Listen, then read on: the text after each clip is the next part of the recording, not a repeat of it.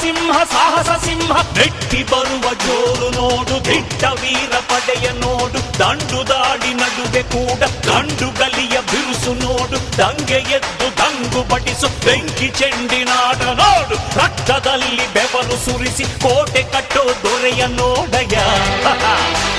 ಇವನಿದ್ದ ಕಡೆಯಲ್ಲೆಲ್ಲ ಘೋರ ಸಿಂಹ ಗರ್ಜನೆ, ಅದು ಯಾರು ಬಂದರು ಕೊನೆಯಾಗದು ಸಿಂಹ ಗರ್ಜನೆ.